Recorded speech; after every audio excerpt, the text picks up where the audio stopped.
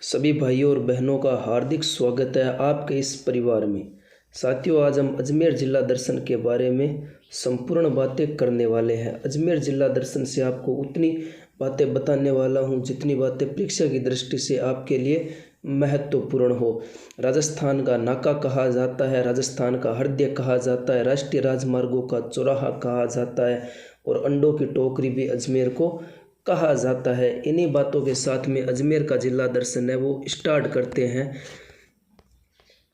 ये है अजमेर का मैप। रूपनगढ़ है वो ये सभी जो अजमेर का मैप आपको दिखाई दे रहा है, इसकी एक बार आप आकृति देखिए। इसकी आकृति है त्रिभुजाकार। तो अजमेर की आकृति किस प्रकार है? तो अजमेर की आकृति है त्रिभुजाकार। ये है अजमेर ज़िले की तहसीलें। एक हो गई रूपनगढ़, एक हो गई किशनगढ़। किशनगढ़ चित्रकला का प्रसिद्ध चित्र की बात करें तो कौन सा था? बणिठनी। उसके बाद में पुष्कर। राजस्थान का रंगीन मेला कहाँ पर लगता है? पुष्कर के अंदर लगता है। कब लगता है? कार्तिक पूर्णिमा को लगता है पुष्कर में। उसके बाद में एक है अरई तहसील है, नसीराबाद है। नसीराबाद के बाद में पिस्सागन है। उसके बाद में सरवाड़ है। सरवाड़ में फखरुद्दीन की दरगाह है। सरवाड़ के अंदर किसकी दरगाह है? फखरुद्दीन की दरगाह है। और ब्यावर को अभी मुख्यमंत्री जी के द्वारा नए ज़िले के रूप में घोषित किया गया है। एक ब्यावर हो गया और एक केकड़ी, दो है वो नए ज़िले अजमेर से भी बने हैं। एक तहसील हो गई मसूदा, भिनाई अजमेर, उसके बाद में विजयनगर। इन सभी तहसीलों के बाद में अब बात करते हैं हमारे आज के सेशन के ऊपर। अगर मेरे द्वारा जो भी जानकारी आपको यहाँ पर मिलती है, अगर वो आपको अच्छी लगे तो वीडियो पर एक लाइक कर देना, कमेंट करके ज़रूर बताना कि आपको वीडियो कैसा लगा। और आप अपने दोस्तों में से शेयर ज़रूर करना। और अभी तक आप इस परिवार के अंदर जुड़े नहीं हो तो चैनल को सब्सक्राइब करके बेल आइकन को प्रेस कर देना, ताकि मेरे द्वारा जब भी नया वीडियो डाला जाए तो वो सबसे पहले आप तक पहुंच सके। RJ01 ये है अजमेर ज़िले का कोड। RJ01, एक का मतलब हो गया अजमेर। उसके बाद में अजमेर की आकृति किसके समान है? अजमेर की आकृति है त्रिभुजाकार। ये जिलों की आकृति भी परीक्षा के अंदर अक्सर पूछी जाती है। ये है अजमेर ज़िले का शुभंकर। अजमेर ज़िले की अगर शुभंकर की बात करें तो क्या है अजमेर ज़िले का शुभंकर? खड़मोर। उसके बाद में ये है अजयराज। अजमेर में चौहान साम्राज्य की नींव है वो अजयराज ने रखी थी। और अजमेर का संस्थापक भी किसे कहा जाता है? अजयराज को कहा जाता है। अजयराज ने ही अजय मेरु दुर्ग का निर्माण करवाया था। कब करवाया था? तो वो करवाया था 1113 में। ये है अजय मेरु दुर्ग। अजय मेरु दुर्ग। इस अजय मेरु दुर्ग का निर्माण है वो किसने करवाया था? तो अजय मेरु दुर्ग का निर्माण है वो जिसने अजमेर को अपनी राजधानी बनाया था। अजमेर में चौहान साम्राज्य की नींव रखी थी। अजयराज ने ही अजय मेरु दुर्ग का निर्माण है वो 1113 में करवाया था। और 1113 में ही अजमेर को अपनी राजधानी बनाते हैं। उसके बाद में ये है अरणोराज। अगर मैं अरणोराज की बात करूं तो अरणोराज को आनाजी भी कहा जाता है। और पृथ्वीराज विजय के अनुसार आनाजी ने जो आना सागर झील है, इस झील का निर्माण है वो तुर्कों से रंगी धरती को धोने के लिए आना सागर झील का निर्माण करवाया था। ये है आना सागर झील। ये कौन सी है? ये है आना सागर झील। इस आना सागर झील का निर्माण है वो अरुणोराज ने करवाया था और पृथ्वीराज विजय के अनुसार इस झील का निर्माण तुर्कों के संहार से रंगी धरती को धोने के लिए अरुणराज ने करवाया था। और अरुणराज ने वरा मंदिर का भी निर्माण कहाँ पर करवाया था, तो वो करवाया था अजमेर के अंदर। ये कौन सा मंदिर है, ये है वरा मंदिर। वरा मंदिर, वरा मंदिर का निर्माण भी किसने करवाया था, अरुणराज ने। अब बात करेंगे विग्रहराज चतुर्थ की। विग्रहराज चतुर्थ की बात करेंगे। विग्रहराज चतुर्थ की अगर मैं बात करूं तो विग्रहराज चतुर्थ ने एक संस्कृत पाठशाला का निर्माण करवाया था और उसी संस्कृत पाठशाला को तोड़ाकर यह 2.5 दिन का झोंपड़ा किसने बनवाया था, तो कुतुबुद्दीन ऐबक ने 2.5 दिन का झोंपड़ा बनवा दिया था संस्कृत पाठशाला को तोड़वाकर। उस संस्कृत पाठशाला के ऊपर हरिकेली नाटक लिखा गया था। फिर कुछ उन्हीं पत्थरों को उठाकर यह 2.5 दिन का झोंपड़े का निर्माण भी करवाया जाता है कुतुबुद्दीन ऐबक के द्वारा। इसीलिए 2.5 दिन के झोंपड़े में भी हमें हरिकेली नाटक के अंश देखने को मिलते हैं। हरिकेली नाटक। और अगर मैं हरिकेली नाटक की बात करूं, ये देखिए हरिकेली नाटक है वो इस प्रकार से जैसे ये नहीं है तस्वीरें, इसी प्रकार से हरिकेली नाटक है वो तस्वीरों के माध्यम से लिखा गया था। हरिकेली नाटक और कहाँ पर हमें देखने को मिलता है, तो राजा राम मोहन राय की ये समाधि है। राजा राम मोहन राय की ये समाधि कहाँ पर है, तो ब्रिस्टल इंग्लैंड के अंदर है। और इसी समाधि के ऊपर हमें हरिकेली नाटक के अंश भी मिलते हैं। और बिसलदेव रासो की रचना किसने की थी, नरपति नाल्य ने बिसलदेव रासो की रचना की थी। नरपति नाल्य है वो विग्रहराज चतुर्थ के दरबारी कवि थे। और ललित विग्रहराज की रचना किसने की थी, सोमदेव ने की थी। सोमदेव भी विग्रहराज चतुर्थ के दरबारी कवि थे। उसके बाद में पृथ्वीराज चौहान की बात करूं मैं, जिन्हें राय पिथौरा कहा जाता है, दल पुंगल कहा जाता है, विश्व विजेता कहा जाता है पृथ्वीराज चौहान को। पृथ्वीराज चौहान तृतीय, पृथ्वीराज चौहान तृतीय की बात करेंगे आगे। सबसे पहले जयचंद गहड़वाल की पुत्री संयोगिता से विवाह किया था। संयोगिता से विवाह किया था। आगे जानकारी और भी है, पूरी व्याख्या के साथ में पढ़ने वाले हैं। ये है कुछ तस्वीरें, तस्वीरों के माध्यम से जितनी बातें आपको याद हो सके उतनी बातें आपको याद करवाने की कोशिश करूँगा। उसके बाद में ये कौन है, ये है मोहम्मद गौरी। मोहम्मद गौरी, मोहम्मद गौरी की अगर मैं बात करूं तो पृथ्वीराज चौहान तृतीय और मोहम्मद गौरी के बीच में ये होता है तराइन का पहला युद्ध। ये कौन सा होता है, यह तराइन का पहला युद्ध होता है। इस युद्ध में एक तरफ पृथ्वीराज तो दूसरी तरफ मोहम्मद गौरी। इसमें पृथ्वीराज चौहान तृतीय है वो जीत जाता है। और ये युद्ध कब होता है, 1191 में होता है। तराइन का मैदान कहाँ पर है, हरियाणा के अंदर है। उसके बाद में तराइन का दूसरा युद्ध होता है 1192। 1 साल के बाद में समय वापस करवट लेता है और 1192 में वही मैदान, वही जगह और आमने सामने वही 2 योद्धा मोहम्मद गौरी और पृथ्वीराज चौहान तृतीय। और पृथ्वीराज चौहान तृतीय इस युद्ध में हार जाते हैं। पृथ्वीराज चौहान तृतीय की कुछ कमजोरियां होती है, कुछ ऐसी राजनीतिक चलन होता है कि उसके चलते हुए पृथ्वीराज चौहान तृतीय है वो हार जाता है। और इस युद्ध के अंदर, तराइन के दूसरे युद्ध के अंदर मोहम्मद गौरी है वो जीत जाता है। उसके बाद में पृथ्वीराज रासो की रचना है वो किसने की थी। अगर पृथ्वीराज रासो की बात करूं तो ये रचना की थी चंदबरदाई ने। पृथ्वीराज रासो की रचना चंदबरदाई ने की थी। लेकिन इसी पृथ्वीराज रासो को पूरा है वो किसने किया था, चंदबरदाई के पुत्र जलहण ने किया था, जलहण। उसके बाद अगर मैं बात करूं पुष्कर मेला, पुष्कर मेला कब लगता है, राजस्थान का रंगीन मेला है। और ये पुष्कर मेला लगता है कार्तिक पूर्णिमा को। पुष्कर मेला कब लगता है, कार्तिक पूर्णिमा। कार्तिक पूर्णिमा राजस्थान का सबसे रंगीन मेला है और पुष्कर को ही कहा जाता है तीर्थों का मामा। ये है सोनी जी की नसिया।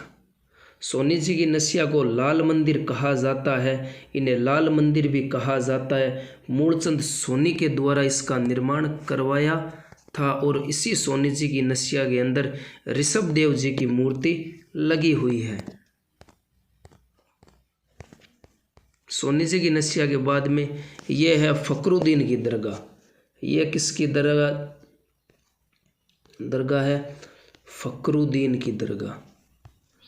ये है फखरुद्दीन की दरगाह। फखरुद्दीन की दरगाह कहाँ पर है? सरवाड़ अजमेर के अंदर। सरवाड़ अजमेर के अंदर फखरुद्दीन की दरगाह बनी हुई है। उसके बाद में ये है ख्वाजा मोइनुद्दीन चिश्ती की दरगाह अजमेर में है। ख्वाजा मोइनुद्दीन चिश्ती को गरीब नवाज कहा जाता है और ख्वाजा मोइनुद्दीन चिश्ती की दरगाह पर जो बड़ी देग है वो चढ़ाई जाती है अकबर के द्वारा, छोटी देग है वो जहांगीर के द्वारा चढ़ाई जाती है। और भी इसके बारे में बात करने वाले हैं बिल्कुल विस्तार से।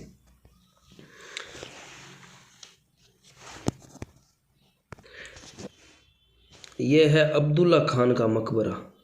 ये किसका है? ये है अब्दुल्ला खान का मकबरा। ये अब्दुल्ला खान का मकबरा कहाँ पर है? तो अजमेर के अंदर है। उसके बाद में ये है तारागढ़ दुर्ग। ये तारागढ़ दुर्ग है वो गठबिठली पहाड़ी पर बना हुआ है। इसके अंदर ही रूठी रानी का महल है, घोड़े की मज़ार है। राजस्थान का पहला गिरी दुर्ग इसे कहा जाता है। राजपुताने की कुंजी कहा जाता है। विश्व हेबर ने इसे जिब्राल्टर की संज्ञा दी है और इसका निर्माण है वो किसने करवाया था? अजय राज ने।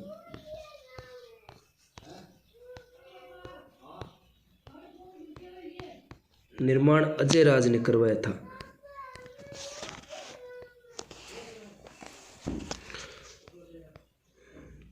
उसके बाद में ये है टोडगढ़ दुर्ग। ये कौन सा है? ये है टोडगढ़ दुर्ग।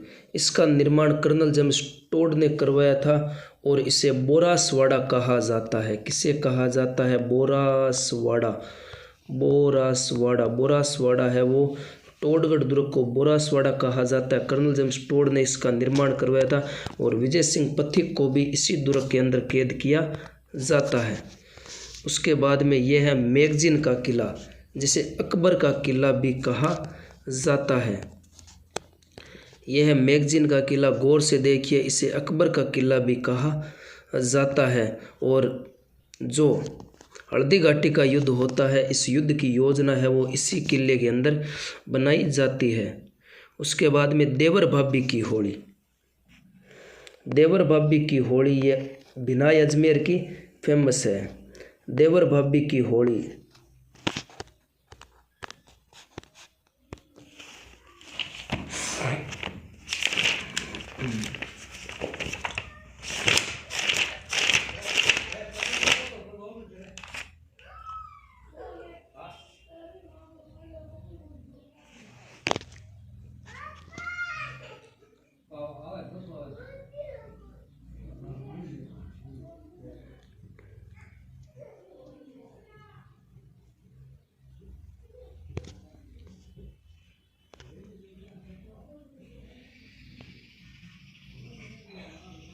अगर मैं बात करूं कि देवर भाभी की होली कहाँ पर है, तो देवर भाभी की होली है वो ब्यावर अजमेर की फेमस है। ब्यावर अजमेर की देवर भाभी की होली।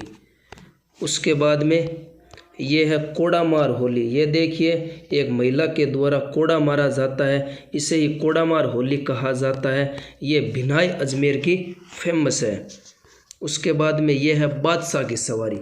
बादशाह की सवारी है वो ब्यावर अजमेर की फेमस है और ब्यावर की स्थापना है वो ब्यावर के संस्थापक है वो कर्नल डिक्सन को कहा जाता है। बादशाह की सवारी ब्यावर अजमेर की। और देवर भाभी की होली ये भी कहाँ की प्रसिद्ध है? ब्यावर अजमेर की।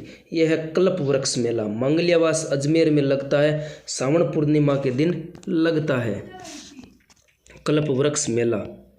उसके बाद में यह है बनी ठनी। बनी ठनी है वो किशनगढ़ शैली का चित्र है।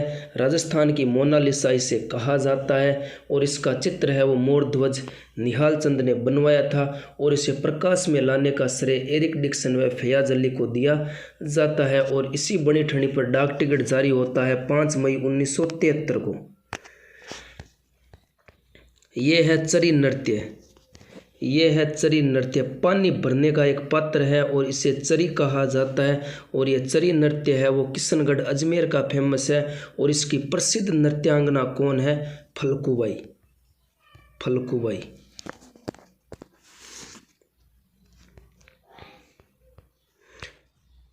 निम्बारक संप्रदाय की प्रमुख पीठ कहाँ पर है? तो सलेमाबाद अजमेर के अंदर है। और इसके प्रवर्तक कौन थे? निम्बारकाचार्य। निम्बारक संप्रदाय की प्रमुख पीठ आपसे पूछ ले तो कहाँ पर है? सलेमाबाद अजमेर में। उसके बाद में द कृष्णा मिल्स लिमिटेड, ये कहाँ पर है? ये ब्यावर के अंदर है। और सेठ दामोदर दास राठी ने इसकी स्थापना है वो कब की थी? 1889 को। 1889 को इसकी स्थापना की थी। राजस्थान की प्रथम सूती वस्त्र की मिल है।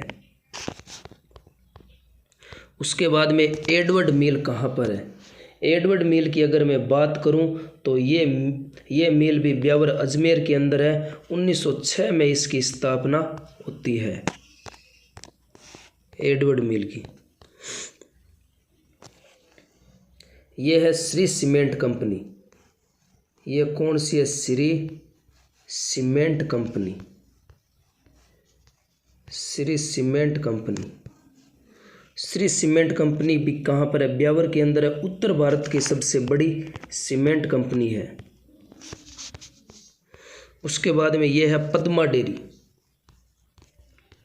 पद्मा डेयरी राजस्थान की सबसे पुरानी डेयरी कौन सी है? राजस्थान की सबसे पुरानी दूध की डेयरी कौन सी है? पद्मा डेयरी। लूणी नदी, नागपहाड़ अजमेर से इसका उद्गम होता है। लूणी नदी। लूणी नदी का संबंध किससे है? तो अजमेर से। उसके बाद में महर्षि दयानंद सरस्वती विश्वविद्यालय कहाँ पर है? अजमेर में। महर्षि दयानंद सरस्वती विश्वविद्यालय ये रहा। उसके बाद माध्यमिक शिक्षा बोर्ड राजस्थान का मुख्यालय कहाँ पर है? अजमेर के अंदर है। उसके बाद में राजस्थान लोक सेवा आयोग आरपीएससी का मुख्यालय कहाँ पर है? तो अजमेर के अंदर। राजस्व मंडल राजस्थान का राजस्व मंडल का मुख्यालय कहाँ पर है? तो अजमेर के अंदर। राजस्थान केंद्रीय विश्वविद्यालय सेंट्रल यूनिवर्सिटी ऑफ राजस्थान, ये भी कहाँ पर है? तो राजस्थान में। अरे अजमेर में। उसके बाद में राष्ट्रीय बीजीय मसाला अनुसंधान केंद्र, ये कहाँ पर है? तबीची अजमेर में। राष्ट्रीय बीजीय मसाला अनुसंधान केंद्र तबीची अजमेर।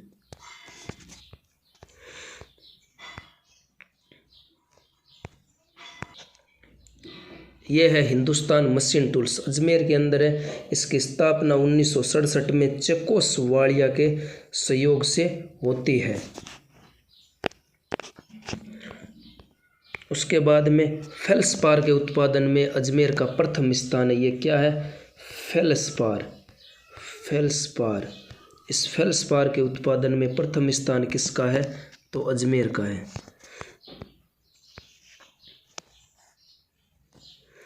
और ये कौन सी झील है? यह है आना सागर झील। ये हो गई आना सागर झील। उसके बाद में फाय सागर झील,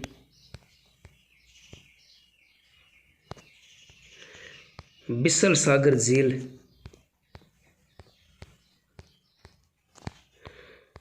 ये हो गई नारायण सागर झील।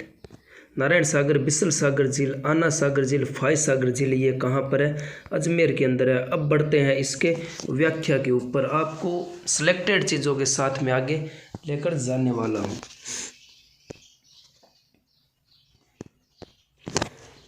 अजमेर की बात करूं तो अजमेर की स्थापना कब होती है? अजमेर ज़िला है वो 1 नवंबर 1956 को राजस्थान का 26वां जिला बनता है। अजमेर का कोड क्या है? 01 है और इसका शुभंकर क्या है? खड़मोर। कर्नल टोड के अनुसार अजमेर की स्थापना है वो 7वीं शताब्दी में राजा अजयपाल के द्वारा की जाती है। अजमेर का संस्थापक अजयराज को कहा जाता है। अजयराज के द्वारा अजमेर की स्थापना 1113 ईस्वी में की जाती है। वो अजमेर को अपनी राजधानी बनाई जाती है। उसके बाद में 1113 से 1192 तक अजमेर पर चौहानों का अधिकार रहता है। फिर 1558 ईस्वी में मुगल बादशाह अकबर ने अजमेर को मुगल साम्राज्य का मुख्यालय बनाया था। 1832 ईस्वी को अंग्रेज़ों ने अजमेर को केंद्र शासित प्रदेश घोषित किया था। 1832 को राजस्थान में AGG agent to governor general के पद का गठन किया जाता है।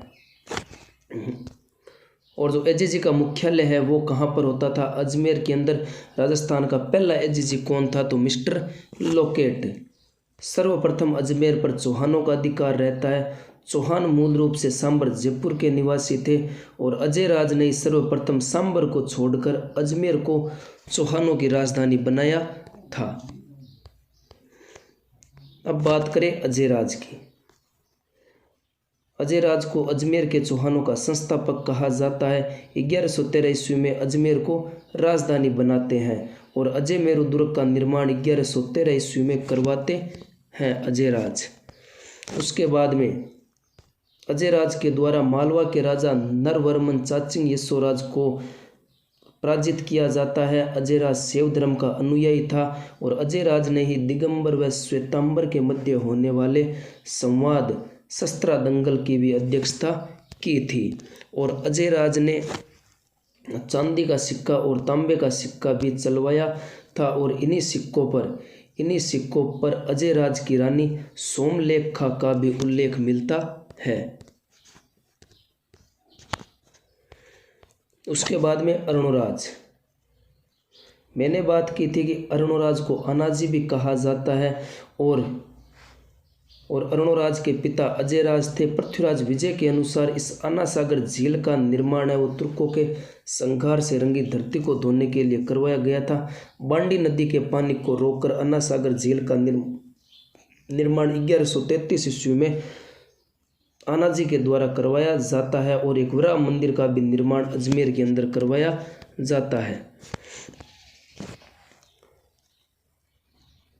उसके बाद में आनाजी ने चालुक्य राजा जयसिंह सिद्धराज को पराजित किया था। फिर इसकी पुत्री कांचन देवी से विवाह करते हैं। और दरबारी कवि की बात करूं, देवघोष और धर्मघोष है वो किसके दरबारी कवि थे? तो अरुणराज या आनाजी के दरबारी कवि थे।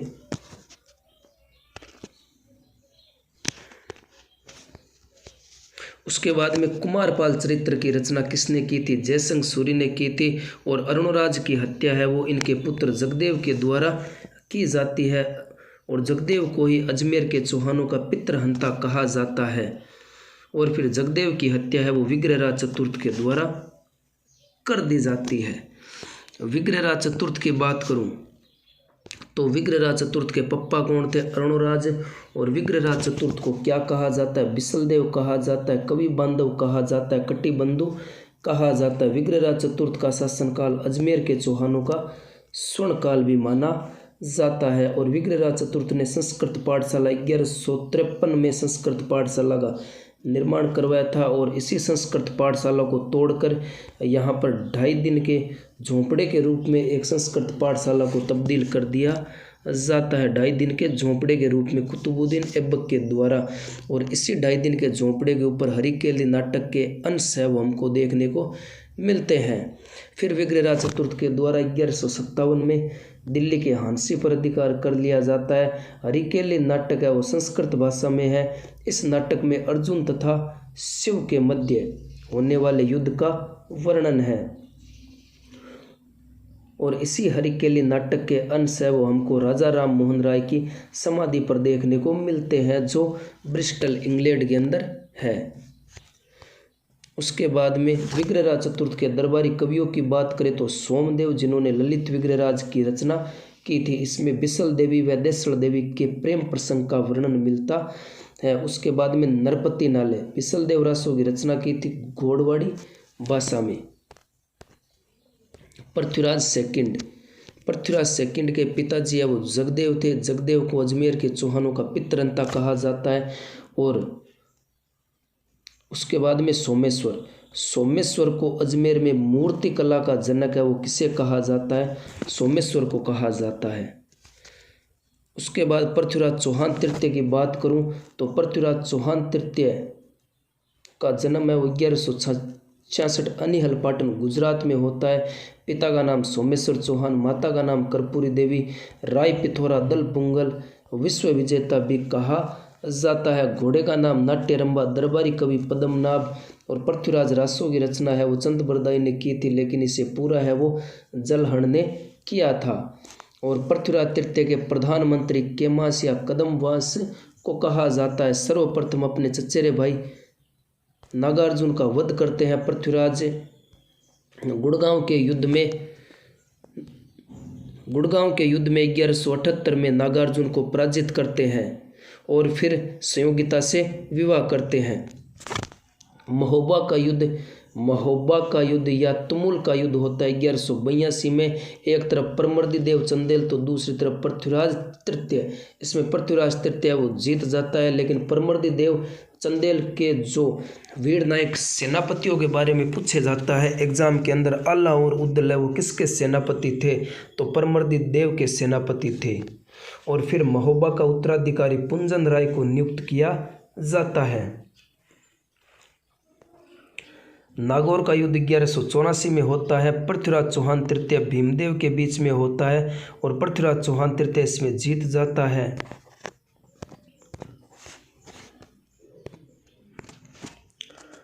बात करूं तो तराइन का पहला युद्ध 1191 में करनाल हरियाणा के अंदर होता है। पृथ्वीराज चौहान तृतीय इसमें जीत जाता है, मोहम्मद गोरी हार जाता है। और इस युद्ध के अंदर पृथ्वीराज चौहान का सेनापति कौन होता है? खांडेराव। तराइन का दूसरा युद्ध 1192 में होता है। पृथ्वीराज चौहान तृतीय इसमें हार जाता है और मोहम्मद गोरी जीत जाता है।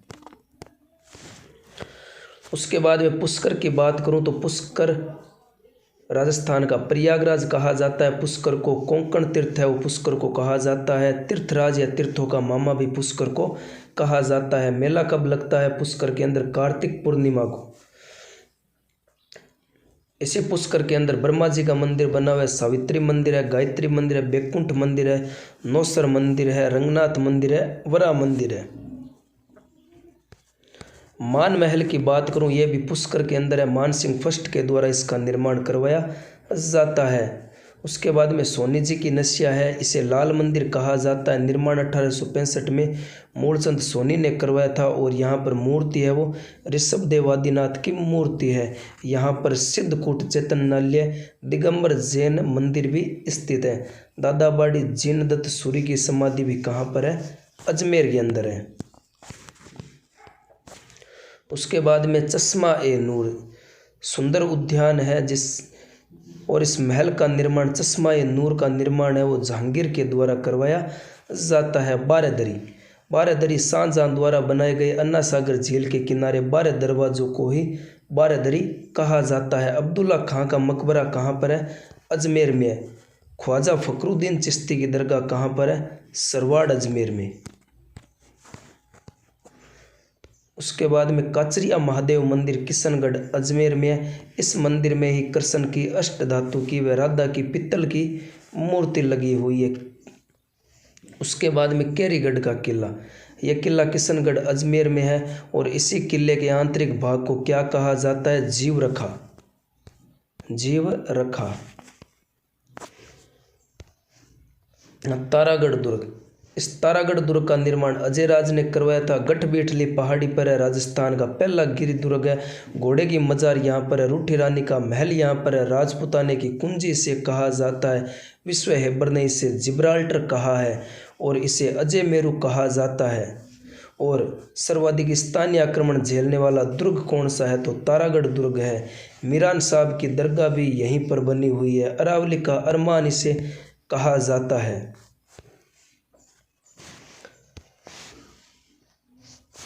ख्वाजा मोइनुद्दीन चिश्ती की दरगाह। यहाँ पर उर्स की बात करूँ तो 1 रजब से 6 रजब तक उर्स लगता है। यहाँ पर झंडा सबसे पहले भीलवाड़ा का गौरी परिवार चढ़ाता है।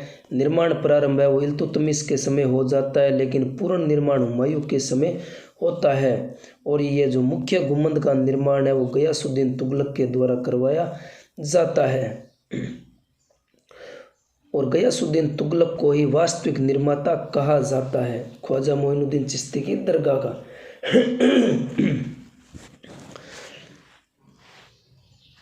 यहाँ पर छोटी देग है वो जहांगीर के द्वारा चढ़ाई जाती है, बड़ी देग है वो अकबर के द्वारा चढ़ाई जाती है। टोडगढ़ दुर्ग, इसका निर्माण कर्नल जेम्स टोड ने करवाया था। इसे बोरासवाड़ा कहा जाता है। यहाँ पर विजय सिंह पथिक को कैद किया गया था। मैगजीन का किला जिसका निर्माण 1570 में अकबर ने करवाया था, मुस्लिम पद्धति में बना राजस्थान का एकमात्र दुर्ग है। हल्दी घाटी की योजना भी यहाँ पर बनी थी और इसे अकबर का किला भी कहा जाता है। जेम्स प्रथम का राजदूत सर टॉमस रो 10 जनवरी 1616 को जहांगीर से भेंट है वो इसी दुर्ग के अंदर, इसी मैगजीन के किले के अंदर करता है। बादशाह की सवारी ब्यावर अजमेर की फेमस है, चैत्र कृष्ण से द्वितीया को लगती है और अजमेर का संस्थापक है वो कर्नल डिक्सन था। देवर बाबी की होली ब्यावर अजमेर की फेमस है। कोडामार होली भिनाई अजमेर की फेमस है और कल्प वृक्ष मेला मांगलियावास अजमेर का प्रसिद्ध है और यह श्रावण पूर्णिमा को मेला लगता है। उसके बाद में बनी ठणी है वो किशनगढ़ शैली का चित्र है, राजस्थान की मोनालिसा कहा जाता है। मोर ध्वज निहाल चंद ने बनी ठणी का चित्र बनाया था और इसी बनी ठणी के चित्र को प्रकाश में लाने का श्रेय है वो एरिक डिक्सन व फयाज अली को दिया जाता है। और बनी ठणी पर डाक टिकट जारी कब होता है? 5 मई 1973 को। उसके बाद में चरी नृत्य, किशनगढ़ अजमेर का प्रसिद्ध है चरी नृत्य और इसकी प्रसिद्ध नृत्यांगना कौन है? फलकुबाई। निम्बारक संप्रदाय की प्रमुख पीठ कहाँ पर है? सलेमाबाद किशनगढ़ अजमेर में प्रवर्तक निम्बारक का आचार्य। लाखन कोठी, राजस्थान में हिंजड़ों की सबसे बड़ी गद्दी है लाखन कोठरी। बघेरा का तोरण द्वार अजमेर का प्रसिद्ध है। सुरसुरा पर तेजाजी की सांप के डसने से मृत्यु हो जाती है। उसके बाद जियोग्राफी की बात करूं अजमेर की तो अजमेर है वो मध्यवर्ती जिला है और अजमेर को राजस्थान का हृदय, भारत का मक्का, सांप्रदायिक सद्भाव वाला जिला, राष्ट्रीय राजमार्गों का चौराहा, अंडों की टोकरी भी कहा जाता है। अजमेर की आकृति है वो त्रिभुजाकार है। भिनाई की बात करूं 1905 में सर्वप्रथम सहकारी समिति का गठन होता है। जेठाना गांव के अंदर एशियाई विकास बैंक की सहायता से 600 मेगावाट का विद्युत स्टेशन स्थापित किया जाता है। चाचियावास है राजस्थान ऊर्जा निगम के द्वारा 2 हॉर्स पावर का सौर ऊर्जा संयंत्र भी स्थापित किया गया है। मसूदा की बात करूं तो राजस्थान का पहला पूर्ण साक्षर गांव है तिलोनिया। सूचना का अधिकार अधिनियम के कारण प्रसिद्ध है। अरुणा राय का जन्म स्थान है। सामाजिक कार्य शोध केंद्र की स्थापना तिलोनिया अजमेर के अंदर होती है। बेयर फुट संस्थान की स्थापना तिलोनिया अजमेर के अंदर होती है। उसके बाद में the Krishna mill limited Beawar के अंदर है। स्थापना 1889 में होती है। सेठ दामोदर दास राठी के द्वारा। राजस्थान की प्रथम सूती वस्त्र की मिल कौन सी है? द कृष्णा मिल। उसके बाद एडवर्ड मिल 1906 के अंदर इसकी स्थापना होती है ब्यावर अजमेर में। श्री सीमेंट कंपनी कहाँ पर है? ब्यावर अजमेर के अंदर उत्तर भारत की सबसे बड़ी सीमेंट कंपनी है। टेक्सटाइल पार्क किशनगढ़ के अंदर है। संगमरमर मंडी किशनगढ़ में है। पद्मा डेयरी राजस्थान की सबसे पुरानी डेयरी फूलों की मंडी पुष्कर के अंदर है।